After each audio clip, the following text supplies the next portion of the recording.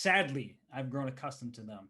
I want to see action unfold every single time, but that was well played defense by Wesley, just making sure he wasn't getting in trouble. And he's has a 2-game lead, Danya, so Right. I don't think he could have done much there. Yeah, I wouldn't dismiss that decision. I actually think that the more I looked at that position, the moment you do something a little bit inaccurate, Duda gets his bishops active, and it could turn from looking good to getting checkmated in a moment. And Wesley, again, he's up 2 points. He believes in his skill. He's got half of the 3-minute segment to go. He's got the white pieces. He sees no purpose in taking what he feels is unnecessary risk. Of course, I also am a big fan of action, but that's the decision he's made. Yes, indeed. And now we have a pawn that can be captured on e5, or do you capture the pawn on d5 first? That's what he's thinking about. He's trying to figure out. He takes on d5, and one of those examples of a known position, but you just want to make sure that you're remembering it correctly, because you make one inaccuracy, and all of a sudden white gets the initiative, and you're like, okay, why didn't I take on d5 before taking on e5? So he Right. did do that. The bishop on d5 looks good. The bishop on e5 also looks good. Will bishop h6 be a thing? Will bishop h3 be a thing? It's essentially that white's up a tempo in the entirely symmetrical position. Right. And these are actually very unpleasant. It seems it has this air of a symmetrical position, but it needs to be played with great accuracy by black in order, as you said, to not allow this extra tempo to spiral out of control into an initiative. Queen b6 I like. He's kind of preempting queen b3. He's preparing rook d8. Wesley, though, deploying his bishop to h6. This thing is heating up. It certainly is, and rook d8 looks very natural here. The one downside of rook d8 is if the queen is forced away from the defense, there could be a bishop takes f7 check, right? Because rooks tend to win the stare down on an open file when there's a piece in between a rook and a queen, but you can get a discovery at some moment. So instead, bishop g7 was played. Looks reasonable. If this queen needs to help the diagonal, you can go to f6, but importantly, you're stopping the queen from getting to d4. Danya, white is up more or less 2 developing moves at the moment. Yeah, but because there are no weaknesses, right? So that's how relevant is that lead in development?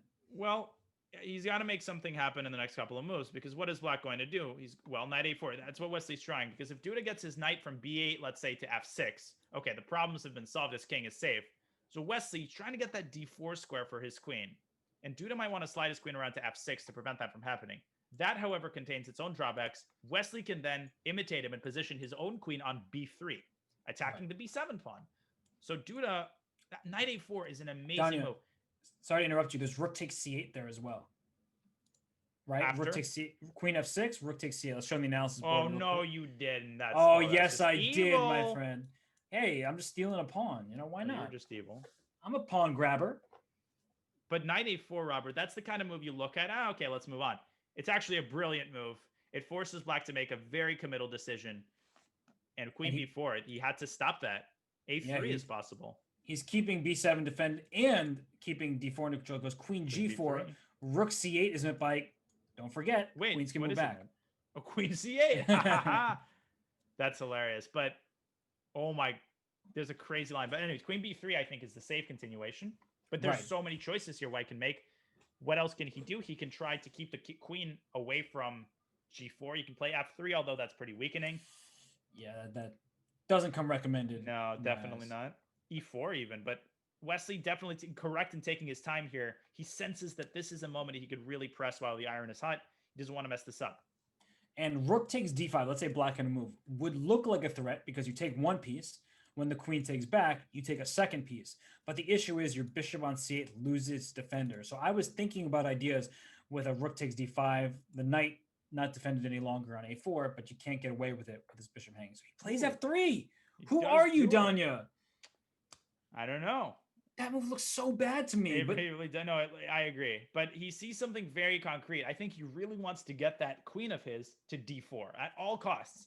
And he thinks that if he does that, his problems are going to be solved. But actually, queen d4 check, I was a little bit worried about e5.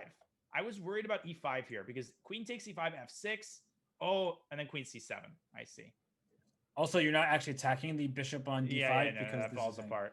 That's true. Rook fd1 now. But then knight c6. And there's also e6 ideas that you have to keep an eye out for because the bishop's pinned. Yeah, so rook fd1, knight c6, and knight c... Yeah. I don't know. I think knight c6 is almost forced. Okay. Knight c6, you're saying? I mean, So e6, there must be some tactical flaw. There must be.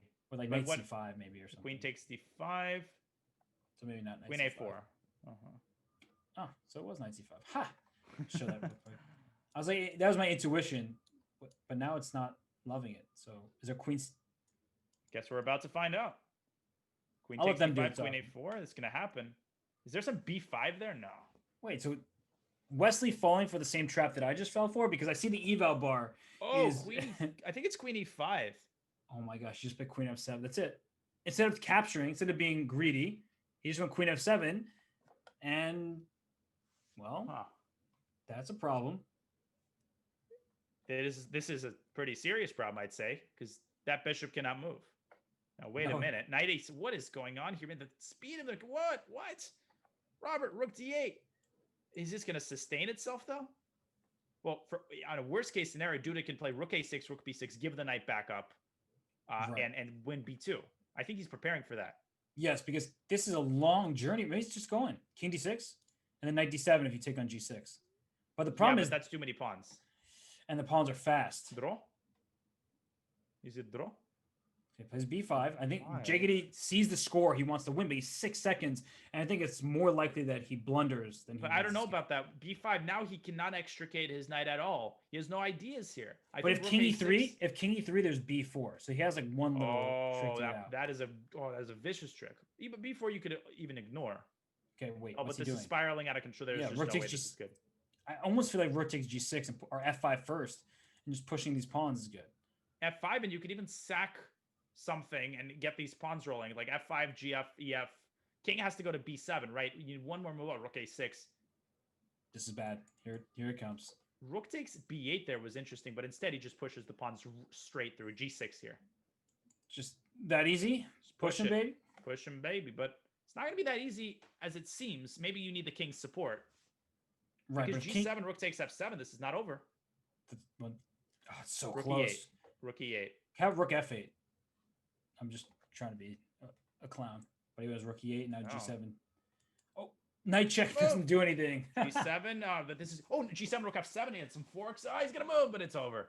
Yeah, he was indefensible and heartbreaking. Lost. It seemed there for a moment, Robert, that Wesley had let this out of control, but no. Resources coming everywhere. And a huge win, extending the lead to 3 points now.